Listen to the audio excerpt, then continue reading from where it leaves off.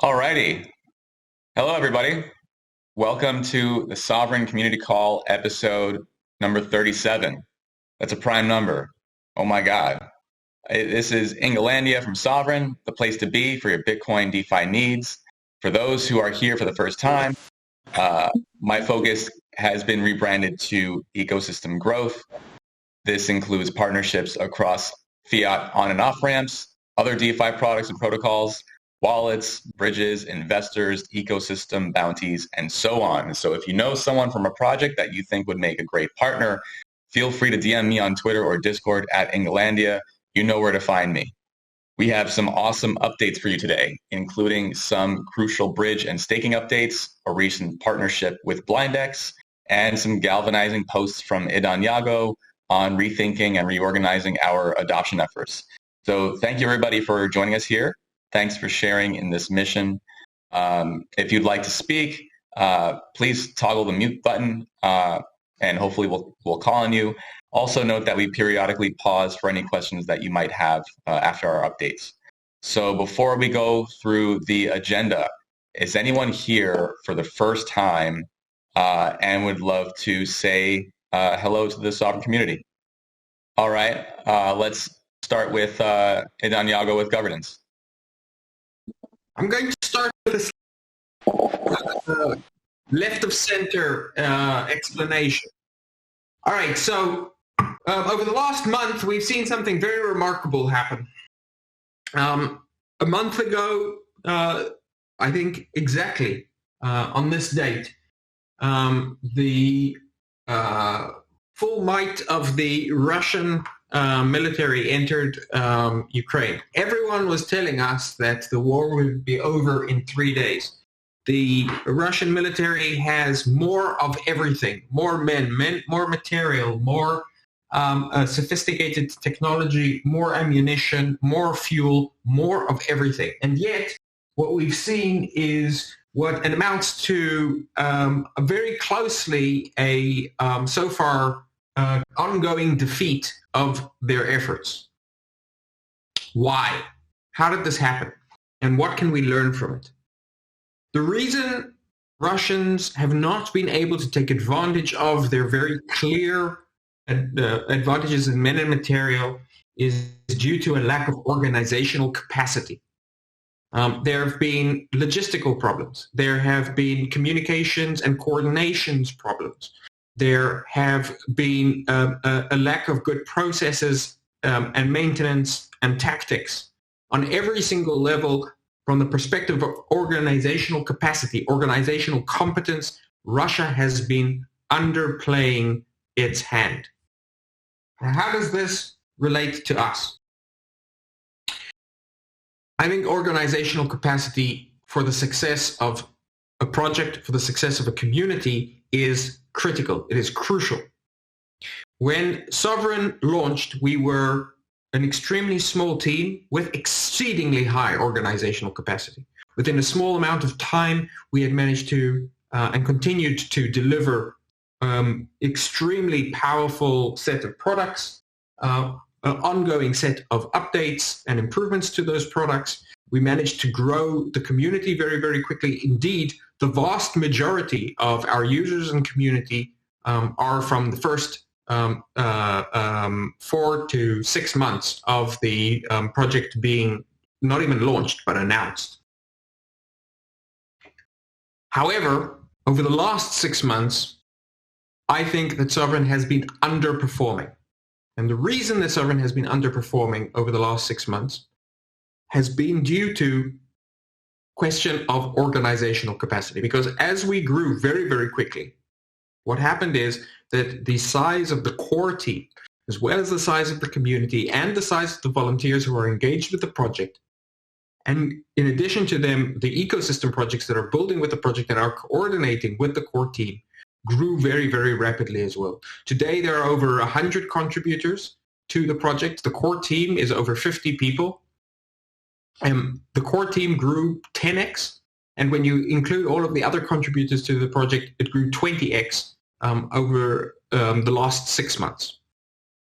And what we encountered was a phase shift in the the type of organization, the type of communication, the type of tooling from an organizational perspective that we needed to use.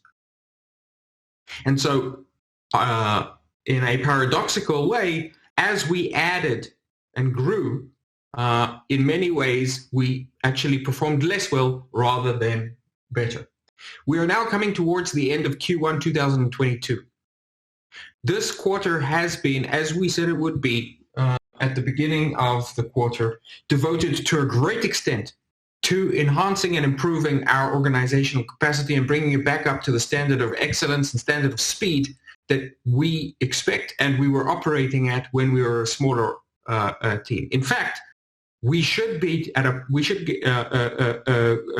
to a place where this additional resource capacity that we have means that we're able to do far more quickly. Now, we're certainly doing far more, right? We're maintaining the vast set of products and technologies that have been developed and deployed, which requires a huge amount of effort in and of itself. And at the same time, we're continuing to invest and improve them. But on an ongoing basis, especially over the last quarter, we have invested in building out that organizational capacity. And as I mentioned 2 weeks ago, we'd started to see this start to bear fruit. And I think now we can say with a high degree of confidence that this is starting to work. We, I believe, are starting to see ourselves getting back to the tempo and the efficiency, the operational efficiency that we want to be at. The changes will not become apparent immediately. Part of the reason for that is we have technical debt that has accumulated over the last few months, and that needs to be corrected for, and will be corrected for on a rapid basis. In addition to that, organizational capacity is the invisible thing. It's the thing that you don't see. It's the exact reason that it was obvious that Russia was going to defeat Ukraine in 3 days, and then today is obvious that they probably can't make any more significant progress than they have made. It's because organizational capacity is invisible, and so it takes time for it to become apparent. But I expect very much that we will start to see this organizational capacity play out over the next couple of months, and certainly in Q2, which is the quarter that we're about to enter. Part of that has also been changing the structure of the team. I think one of the things that we struggled with is we don't have a clear hierarchy in the way that a corporation does. We don't have anyone who is in charge of hiring and firing. We are a community-based project.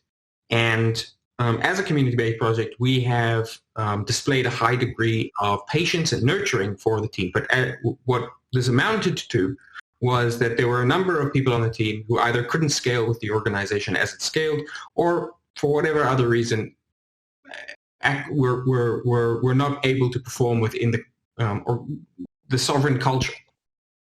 This is no longer the case. Over the course of this quarter, the team has improved immensely, and where it hasn't been possible to improve, people have been relieved of their duties at Sovryn Core.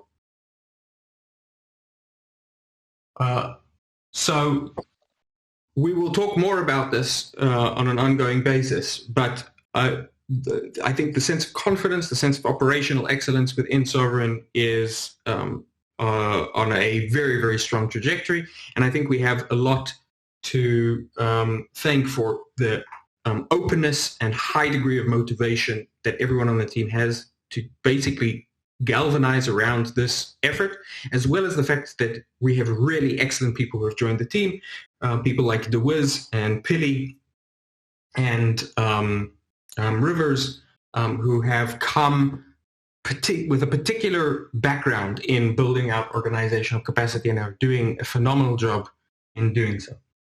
I think you also saw the post that well, not all of you, but likely most of you have seen the post that I made about marketing. And I think where we saw this lack of organizational capacity most obviously, most visibly, has been on the adoption team. And so I want to talk briefly about what Operation Champion and what adoption is. Adoption is not simply a question of marketing, right? when the reason in that post I put marketing in quotes was because we're not talking about marketing. We're talking about the ability to evangelize the project, bring new people into the project, and once people are in the project, help to educate them and provide the kind of transparency that the project should be providing with the kind of clear communication that the project should be providing. I don't think we've been doing a good enough job on any of those things. And so Operation Champion is a threefold effort. One, I will be involved directly over the course of the coming quarter in building out the organizational capacity of the adoption team. Two, the team itself is doing a phenomenal job of galvanizing around this issue as well, and we are going to be looking to bring in the additional talent that is necessary. And that brings us to the third part, which is you guys being able to act as champions for Sovryn and play a role in Operation Champion. And we will be looking to try, and this is not an easy thing, right? Another thing we need to build our operational capacity about is around being able to bring in the efforts of our broader community, right? There's a substantial organizational overhead that is required there. It's not easy to do without it becoming extremely distracting to the core team, but it is something which we absolutely need to do, and we will master. And so that is something that we're going to be doing over the course of Q2. And what this means is that we're going to be looking to provide clearer communication, clearer ways for you guys to become champions for Sovryn, as well as find ways to make it easier for people to participate in the project. I'll give you guys an example. I think there's quite a lot of work that we could be doing to improve the way we are doing liquidity mining, the token emissions, the tokenomics in general of the system. It's not that we're unaware of this, it's that there is no one who currently owns that, because everyone in Sovryn Core is working flat out. And so if there is a way to put together a community-driven team, which I think is a really good way to do it, since we have extremely talented and mathematically or financially oriented people in this community and on this call, that is the kind of thing that we're going to be looking to do as well. It also has implications in terms of timing. Next community meeting, we will present a roadmap, not just for the coming quarters, but beyond that. And this will be on the basis of the work that we've been doing to also understand what the capacity we have from an organizational standpoint is. One of the things that happened over the last quarter of 2020, we had a very, very strong September and October, but we had very, very significant issues in November, December, and January. Those were an example of organizational capacity, or like the wheels of the train coming off because we're going too fast. Those included things of effectively the project overextending itself by introducing the sub-DAO idea. I think it was basically just one idea too many. And our assumption was we'd be able to handle it in the same smooth way that we were handling everything else, but that turned out to be the sort of operational straw that broke the camel's back. And so that has created a lot of the disruption and also changed our ability or hurt our ability to accurately determine the timelines around what it would, when we'd be able to deliver things. When you are used to being able to operate at one particular type of operational capacity and then your operational capacity drops, obviously your timelines go out of whack and your ability to estimate goes out of whack. That is something that we're correcting for, and we will present a roadmap which will eventually lead to a new black paper. But first we'll start with the roadmap, and that will be presented no later than the next community meeting. There's one final aspect of this in terms of timing, which is that we have very, very significant products that are pretty much ready to go. But most important among them is Zero and the perpetual swaps. It would be a mistake to try to do large launches for these products without the operational capacity of the adoption team being able to match the significance of these projects. And so you can expect, and we expect to not pull the trigger before we are ready, and we will not. So in 2 weeks, I believe we'll be able to give a much clearer sense of where we believe that we will be ready with these things.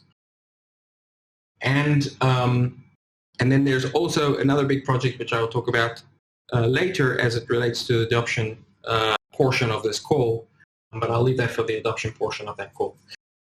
So that's what I had to say on that. Do we have any questions for him? Audience, feel free to step up. This is an exchange, an open discourse. I know I have some of you muted, but if you have any questions, now is a good time to just unmute yourself and ask. No question here. This is Bob. I just want to say thank you. I appreciate the candid the candid discussions and acting like mature adults in what is otherwise sometimes a difficult decision. And many groups don't do that. So I, for one, am a big fan. Thank you all. Awesome. Thanks a lot, Bobbers. Anything else before we move on?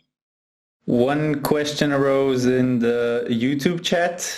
A Sovryn asked that, are there any plans to increase utility of the platform that would increase the yield on the Bitcoin lending? It is and has been pretty low. The answer is yes. That's one of the key things that I think Sovryn needs to do. And I think that Zero can play an important role in that, as well as the perpetual swaps. Both of those products, part of the reason why we think there's such significant additions to the Sovryn suite is because they both provide the opportunity, maybe not out of the gate, but with additional iteration, to provide, I think, potentially the best yield anywhere on Bitcoin. Thank you. Awesome. So I'll move on. Thank you, Mark. Yep. I kind of just want to speak openly here. I kind of from my perspective. On a lot of the kind of the upcoming products and the timelines. And this is something I've been marinating on for months. And I think the community may feel this as well, that for me personally, it's hard to know whether I should be upset about the delivery timelines or not, or whether the delays are kind of justified. And on one hand, I see like so much action happening on the GitHub repository. I've had amazing one-on-one conversations with the team members. I see internally like the collaboration and the motivation and the passion. And so like all of that checks out. And I'm like, okay, I feel like totally great about this project and the team, like very rock solid. On the other hand, I think to myself, like my very naive sense of the development process thinks like some of these things are forked on other chains in a matter of like weeks and days with like very good looking UIs and UXs. And so obviously, we're holding ourselves to a much higher standard, and we've had our road bumps, but it's kind of getting to a point where it's like, am I missing something here? And so Yago's speech was great, and I believe it, but it's like how much of this is from, hey, it actually takes this long to develop a product versus we're just being inefficient versus maybe we're just letting perfection be the enemy of progress, and I feel like I'm generally a very patient person, and I just love this project so much, and I feel so aligned with the vision. But like, it just feels like we're really kind of reaching that point where it's like, okay, like we just need to start pushing stuff out. We need to start iterating, and I just want to speak openly on that because I feel like a lot of the community feels that way as well. Thank you, David. I think, you have been very engaged and you do see the team working. And I think you guys can see that, you look at our GitHub repo, you don't even see, there's for security reasons or things that are in active development, some of them aren't publicly available on the GitHub repo.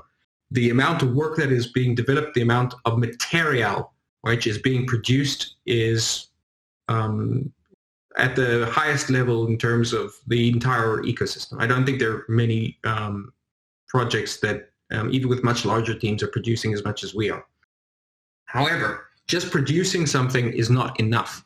You need to be able to coordinate. And that is why I started with this conversation around, the Russian army, right? The Russian army have lots of tanks and they have lots of everything. It doesn't help if you can't coordinate these different pieces properly. Now, that's not the whole story, right? Like, for example, you say things can be forked within weeks. on different chains. Perhaps, right? I mean, I think it actually takes much longer than you think, but a lot of things are forked very quickly. That's not applicable to what we're doing, right? So we don't simply fork Me2 products. We need to integrate things into rootstock, which looks different from the other chains in various ways. We need to integrate it with Sovryn. We need to make the correct adjustments. And most importantly, we have a focus on security, which we will not give up on. So for example, one of the things that we do, and if you go and look at our repo, you will see is beyond pretty much any, I can't think of I've looked, I haven't found another crypto project which invests in test suites the way that Sovryn does. Test suites are an extremely expensive and boring piece of tech to build out.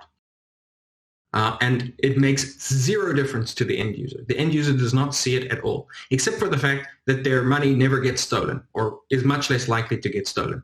That is the kind of work, as well as multiple different audits, code review that occurs in Sovryn that we will not give up on. We are absolutely 100% committed to going slower if necessary, because our game is a long game.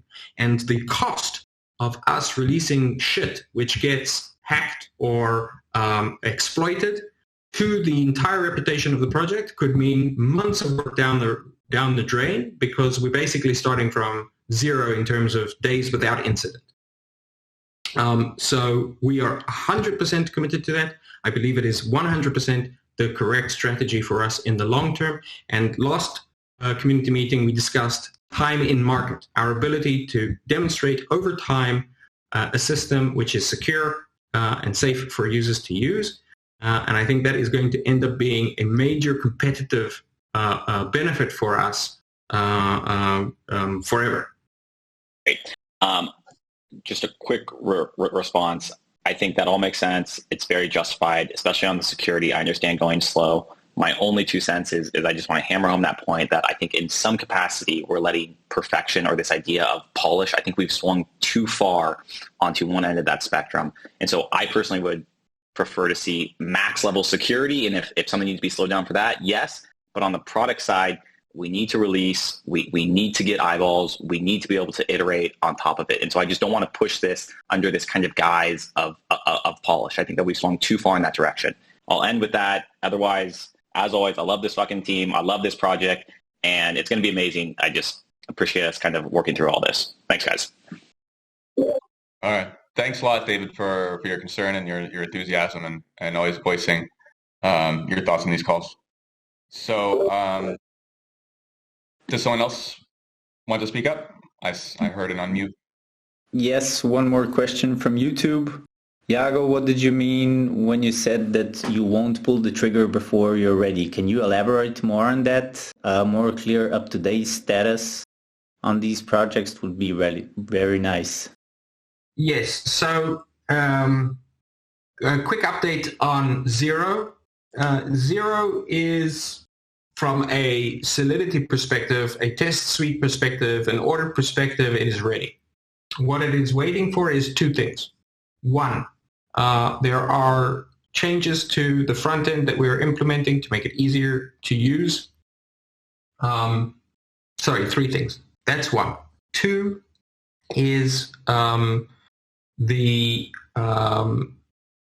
integration with other parts of Sovryn are pretty much ready, but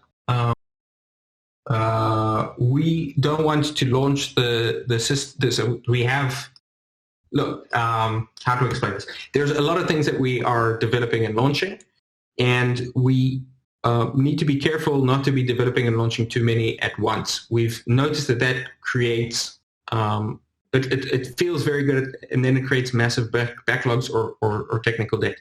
And so we need to make sure that we have a window of time in which the entire team, and in particular the dev team, are able to deliver it properly. The third aspect is, and this is somewhat less true of the initial launch, which will be whitelisted, and will be accessible initially to small numbers and then to growing numbers of people who are already Sovryn stakers.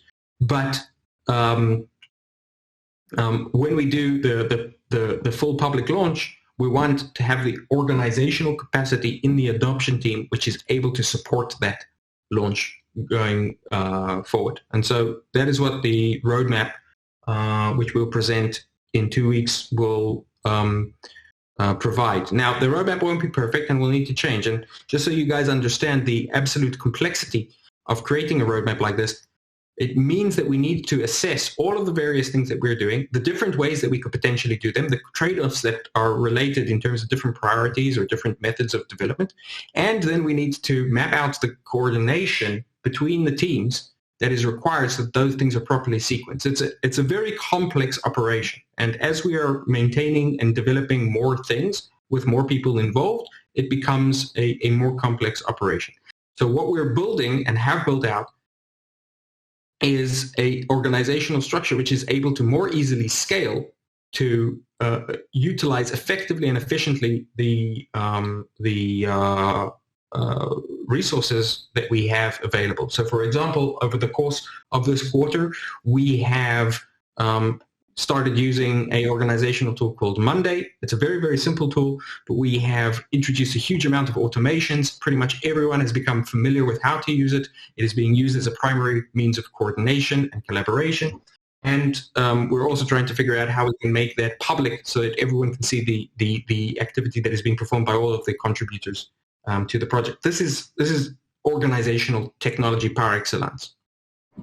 With regards to perpetual swaps, the answer to that is basically similar. There's some slight adjustments there in terms of the exact features that we wanted to have available. So, for example, we believe that product should launch on the basis of the test that we did with users. That product should launch with limit orders, stop loss orders, and with other types of there are other refinements that we want to introduce, and it needs to be properly sequenced so that we're not launching both of those products at the same time.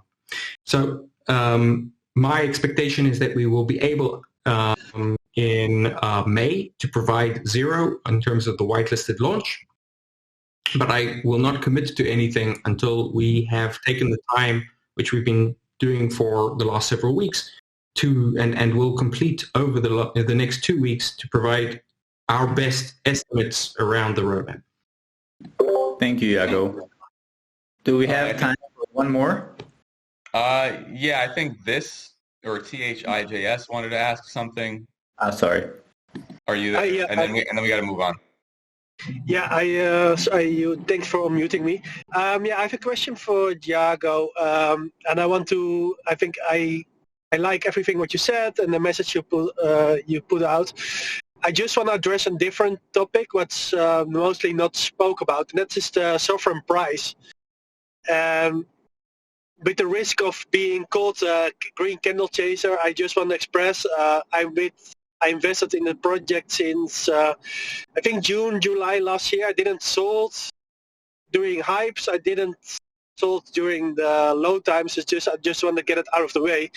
But I'm in that for a long term. But a lot of people, including me, don't like to see the price dropping. I know it's a general macro thing, but Sovryn seems to be more than others. And I just want to ask Iago, how do you see the price? How do you see that? And how important do you see that also for Sovryn? And what are you planning to do about it?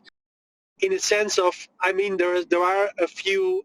I think personally, also for adoption and new users and new Sovryn investors, it's not a good sign if they see a price of a token like going down for 6 months and keep going down. And there are a few things you can do, and there was one, I think, proposal also for the to buy back some tokens. I want to have your view on that. Or other things. I know there's a war chest for, I think it was about $1 million to adoption for new exchanges, for example. I know this is not our end goal, but it can help us get excitement around the project. Why is for example, something like that, why we didn't list more exchanges or spend money on that. So I just want to hear your view on that, Thiago. Thank you. Sure. So I have a complex view on this.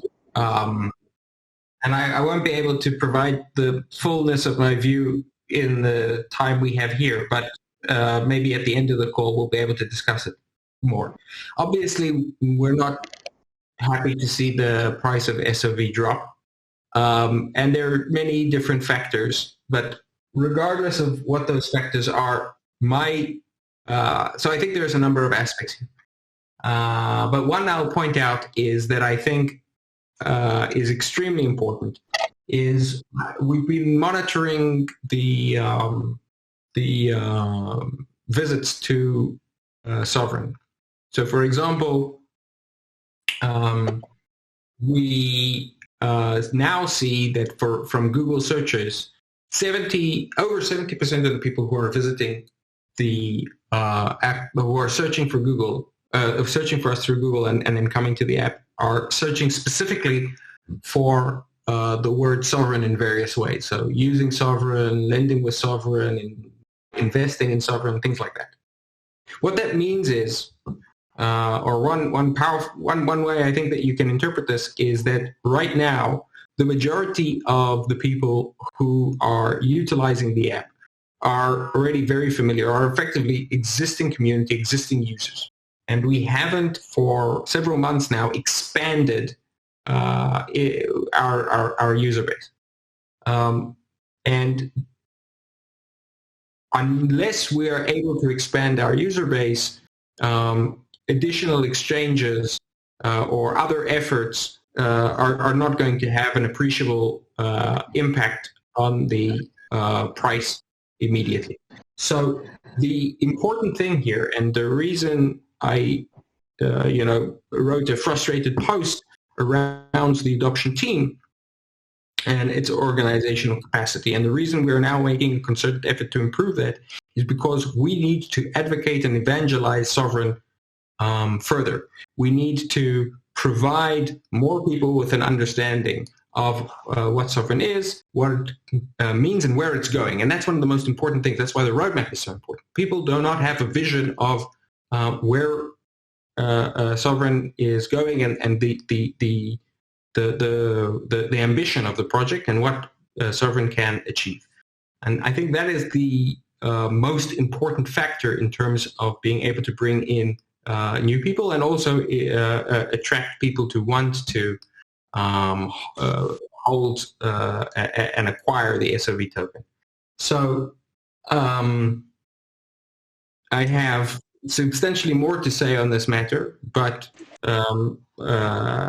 we view the token price in the short term as meaningless, but it has meaning in the perception of people, and it has meaning in terms of our ammunition for various things.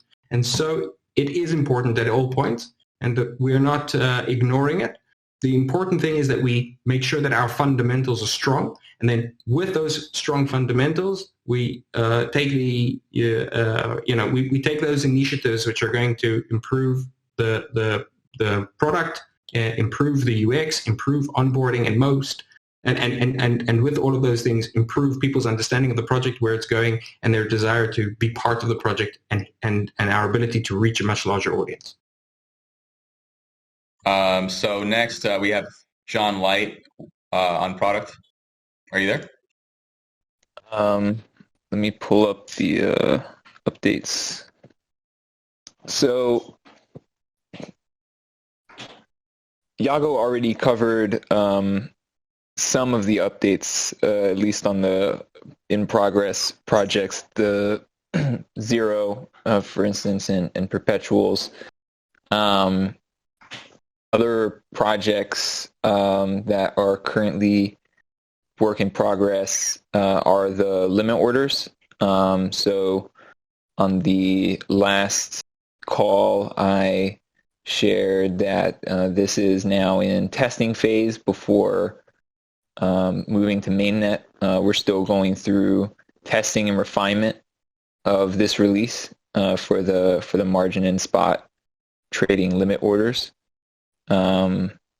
And we are also continuing development work on improvements for the bridge. So these are improvements that will help us continue to drive down the cost of using the bridge, particularly when bridging to Ethereum, since Ethereum gas costs are so noticeably high, even still during this bear market. On the heels of finishing up several big projects that carried over from Q4 2021, the product team is now working with devs, adoption, and other stakeholders on an updated product roadmap. Iago talked about this a little bit, but we are working to consolidate and plan our product efforts for the rest of 2022. And less related to kind of user-facing products, more so on the staking and governance side. We have started preparing materials that will inform discussions on SIPs that we will be introducing to kick off the transfer of smart contract governance from Exchequer multisig to Bitocracy. We've been talking about this for a while, and it is almost time. So as I reported on the last call, you should expect to see the first drafts of these SIPs posted in the forum for your review by the end of this month.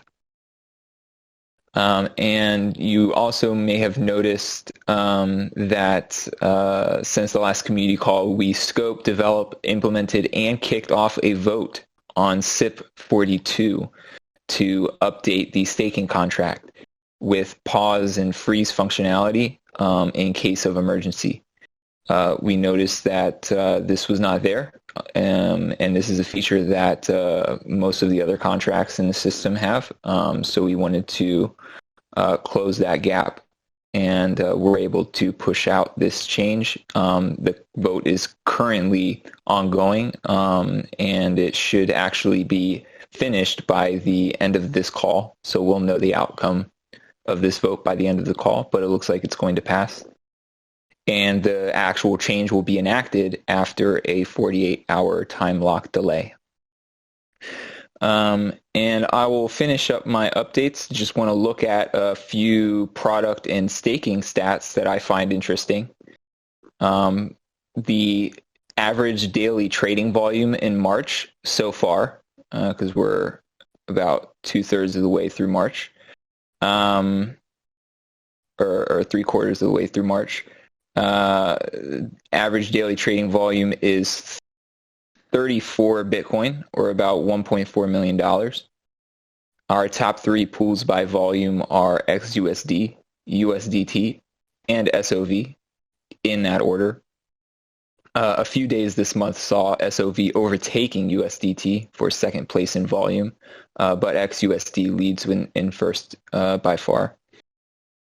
And on the staking side, we currently have about 14,470 SOV stakers staking about 58.5 million SOV, and of the liquid stakers, or people who have either purchased SOV or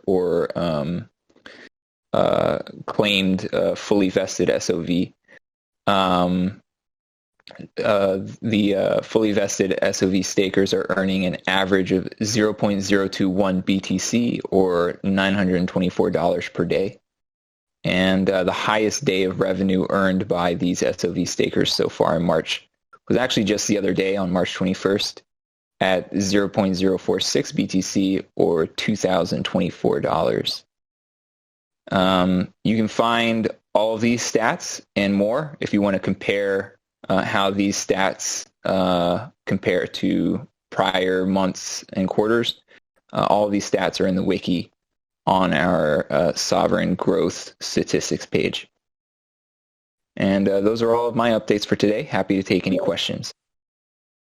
Those are pretty cool stats. I think that's pretty tweet-worthy. Maybe we should get one of our social media managers posting these numbers. Sorry, can I clarify a question? This is Bobbers, and maybe I apologize for my ignorance here. Did you say 58 million is staked, meaning more than half of the full schedule has been already essentially distributed? Is that right? That is the stat that is shown in the staking chart. I would have to double check and see if it's correct, but as far as I know, it is. Yeah. That's still including vesting tokens, right? That are staked, just not earning fees. Correct. Okay, so if you could then just be explicit, then that 60% of the tokens have essentially been distributed, whether it be vested or in liquid form. I just want to make sure that's a correct calculation. Thanks, guys. Yeah, it is the correct calculation. Okay, thanks, Yago. Alrighty, let's move on to adoption updates with Don Yago. So I'm wearing two hats now, so hello again. All right, so updates from the adoption team. So the community management team have been doing a very cool job of running mayhem events, the Sovryn mayhem events. I'm sure you guys have seen these in our Discord, our Twitter, or other social media. We are very deeply engaged in a process here, and this again is an organizational capacity process, of utilizing this not just as a campaign for driving interest, but also as a way for us to practice putting into place those tools and procedures that are going to stand us in good stead in the future. So that means we've been using this as a way to improve on our planning, be able to rapidly plan and iterate, monitor activity, take takeaways and iterate. So what I think we should do in the next community meeting is have the CM team present some of the results that Sovryn Mayhem events have been providing. And there's been a clear, the metrics have shown, for example, an increase of 10x in terms of retention of people who come to, new people who come to our Discord and stay. We saw an increase of activity on Gate.io when we performed the NFT giveaway, although we're still analyzing to make sure that that is attributable to the Mayhem activity. In addition to that, we've been discussing the introduction of Intercom. Public testing will start soon. This will provide a new avenue for users to be able to, especially new users, but really anyone, to be able to provide bug reports, ask questions, or get help while they're using the system. And it will also be one of those places where we're able to monitor, for example, how quickly we're able to respond to user requests or intercom messages and constantly iterate on improving that time. We are currently working around the Bitcoin Miami event. We will be participating. One of the big focuses we'll be making there is on utilizing access there to thousands of different Bitcoiners to build out our data set around Bitcoiners so that we can properly segment different types of Bitcoiners, their interests, and how they, and the different touch points that they would be interested in Sovryn, so that we can then use that for database, for data-driven marketing and promotional activities.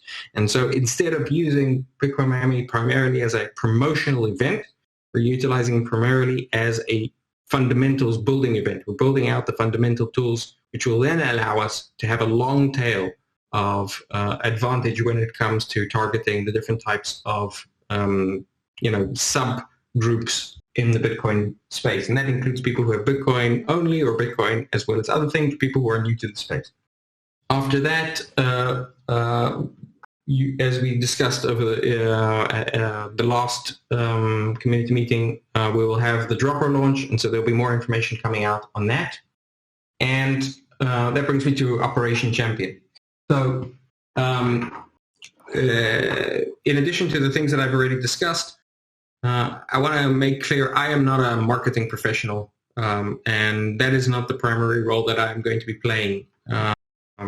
We are currently engaged in a search for people, and particularly sort of high-level people who have deep-set experience in marketing that will be able to bring that talent into the team. We're seeing extremely strong candidates, and we are being extremely careful in how we're choosing the people that we're bringing in. We will not have sort of the same situation that we've had in the past, where we're not bringing in necessarily the right people. So you can expect that search to continue, and we will close that out while we're restructuring the processes. The other piece of Operation Champion is going to be about engaging you guys. And so we're going to try to figure out how we can better make it possible for all of you to become Sovryn champions and champion Sovryn far and wide. One of the interesting statistics that I became aware of today is that of individual accounts that are tweeting about Sovryn, I am not even a bronze medalist. The top accounts that are tweeting around Sovryn are other users. And so one of the things that we'd like to do is identify those people and help amplify what they're doing. And that's just going to be one of multiple different ways in which we can engage people more. Jago, quick question. Yes. About the marketing, you said that you are looking for to bring new people in the team, and I understand that you don't want to bring like the wrong kind of people in the team. We want the project to go up front, of course. So my question is, are you also considering to like bring in like a third-party company to be involved with marketing? Marketing basically. So we constantly consider it, and it's always an option. However, I would point out that we've used and worked with a large number of the supposedly best in the space around crypto marketing. And I have to say that we were extremely disappointed with the performance of those teams. They were not data-driven. Were not able to provide metrics. They did not understand our product well enough.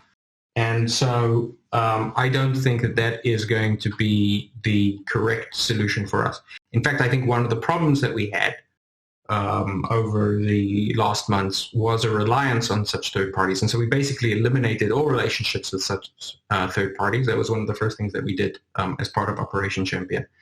And that is going to save us a substantial amount of cost, but I think it will also allow us to focus on having a small team of highly dedicated, extremely skilled individuals who are operating, rather than a fairly diverse set of third parties who are not motivated in the way we are. All right, thanks. One more. You said something about the Gate.io statistics, if I'm not mistaken. Did it also come to your notice that there is a special treatment going on at the KuCoin pair, which is basically the risk of being delisted? Just want to ensure that you guys are aware of that and taking action on it. Thank you. Yes, we are aware of it, and we're taking action. Yes, we expect it. First of all, we've engaged with KuCoin, but also we have a number of bullets that we will be firing in terms of improving the situation. One of the issues, by the way. Sorry. Yeah, just one thing I would point out. Is it's a really interesting example of all of this. So we are on a number of exchanges, right? For example, Ascendex and Gate, which are much smaller than KuCoin, and yet have substantially higher trade volumes. And that's part of the reason I think that KuCoin are frustrated. And the reason is that we have managed to engage with the Ascendix community and with the Gate community far more than we've managed or tried to really engage with the KuCoin community. This was an error not only on our part but also on KuCoin's part. But what it goes to demonstrate is that just getting onto exchanges isn't the sort of the solution. The solution is getting onto exchanges and then properly being able to engage with those communities. It has outsized leverage. And so what we need to do is replicate what we've done with Ascendix and Gate with the KuCoin community, and then do the same thing with other exchanges prior to and as we are listing with them. Thanks, Jago. Looking forward for any updates on that. All right, thanks for the questions, guys. Let me run through the partnerships updates real quick, and we can open up the floor for any more questions. So, as you guys know, we've announced our partnership with Blindex. One of the first modes of engagement would be potentially adding BDUS, their dollar peg stablecoin, to the XUSD basket. And if you go to the forum.sovryn.app, you'll see a proposal for a BDX and RBTC pool proposal. So take a look at that and offer any feedback that you might have.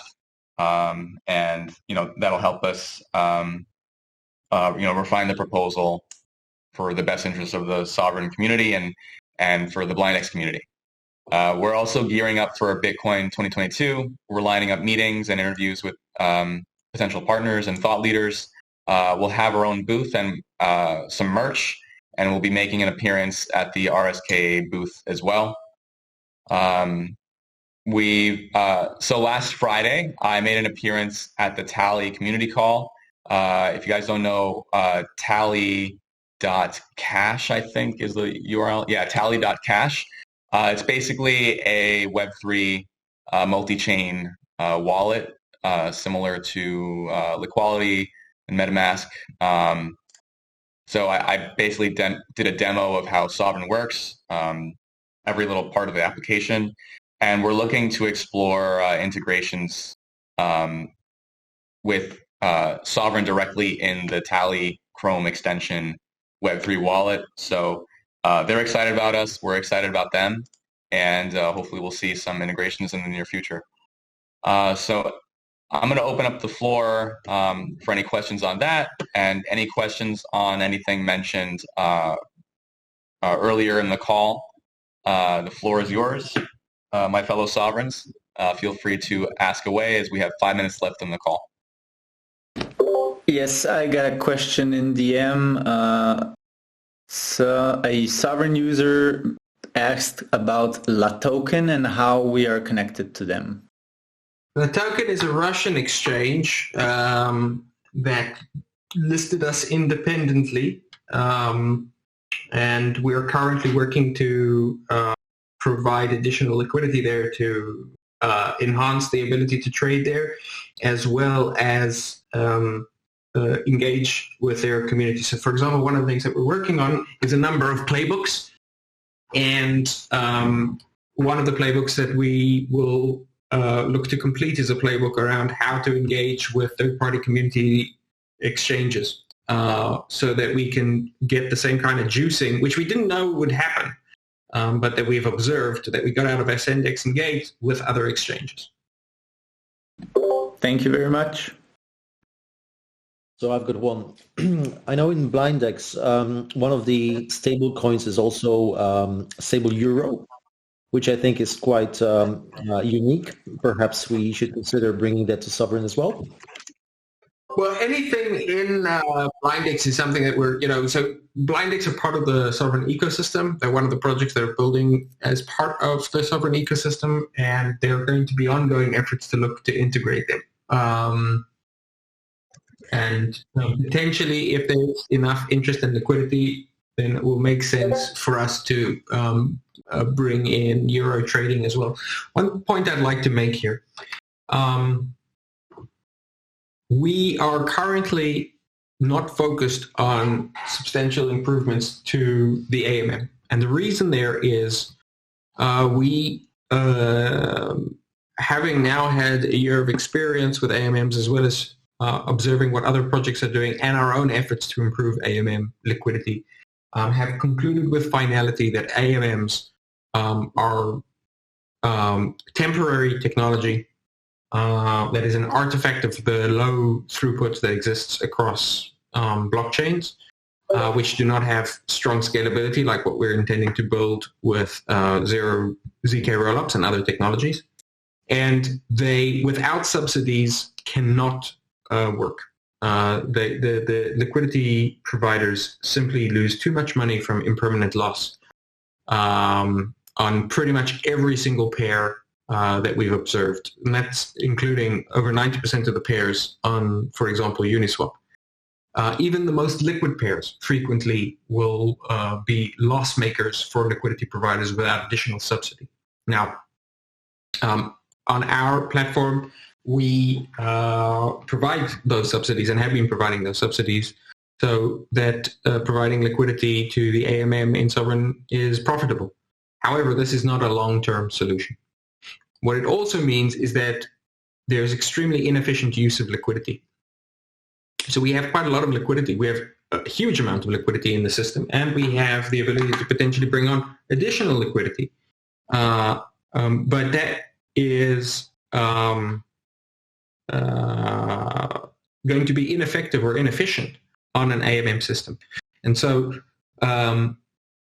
for example, and how does this tie into the euro? If we now bring in a euro stablecoin, that would split liquidity.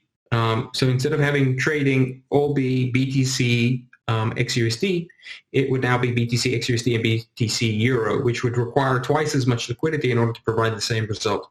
However, there are other potential solutions, something as simple as an order book or more sophisticated solutions which we are examining, which would allow us to get way more bang out of the buck for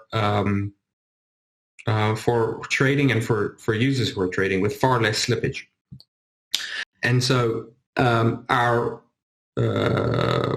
plan at this point in time is not to try and massively increase features or trading pairs on the AMM, but rather to provide a far more efficient mechanism for trade, and then we'll be in a position to substantially expand the types of trading activity that are available, as well as reduce the slippage and improve profitability for market makers.